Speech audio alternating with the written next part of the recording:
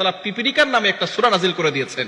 সুলাইমান আলাইহিস সালাম যখন তিনি বাচ্চা ছিলেন তখন এই পিপিলিকার একটা ঘটনা আল্লাহ কোরআনে বলে দিয়েছেন। কোরআন খুলেন 19 নম্বর পারা 17 নম্বর পৃষ্ঠার 2-3 নম্বর লাইন সূরাতুন নামলের 18-19 নম্বর আয়াতে আল্লাহ বলছেন, হাত্তা ইদা আতাউ আলা ওয়াদিন নাম ক্বালাত নামলাতু ইয়া আইয়ুহান নামলু দুখুলু মাসাকিনাকুম লা ইয়াহতিমান্নাকুম সুলাইমান ওয়া জুনুদুহু ওয়া হুম লা ইয়াশউরুন। সুলাইমান আলাইহিস সালামকে আল্লাহ তাআলা একটা সিংহাসন দিয়েছিলেন। এই সিংহাসন দিয়ে সুলাইমান আলাইহিস সালাম সব জায়গায় যেতে পারতেন এবং সকল প্রাণীর কথা তিনি শুনতে পারতেন। সুবহানাল্লাহ। সুলাইমান আলাইহিস সালাম একবার নদীর পাড়ে বসে আছেন, এমন সময় দেখে দূর থেকে একটা পিপিলিকা তার মুখের ভিতরে একটা গম নিয়ে সামনে হেঁটে হেঁটে যাচ্ছে। নদীর পাড়ে যাওয়ার পরে অনেক সময় ধরে অপেক্ষা করছে, হঠাৎ করে দেখে নদীর কাছে একটা ব্যাঙ এসেছে। ব্যাঙ আসার পরে পিপিলিকাটা তার মুখের ভিতরে গম নিয়ে সেই ব্যাঙের মুখের ভিতরে ঢুকে গেছে। এবার ব্যাঙটা পিপিলিকাকে নিয়ে চলে গেল নদীর তলদেশে। তারপরে সুলাইমান আলাইহিস সালাম মনে মনে চিন্তা করলো হয়তো ব্যাঙটা পিপিলিকা খেয়ে ফেলেছে। কিছুক্ষণ পরে দেখে সেই ব্যাঙটা আবার উঠে এসেছে। এবার দেখে সেই ব্যাঙটা তার মুখ থেকে পিপিলিকাকে বের করে দিয়েছে, তার মুখে আর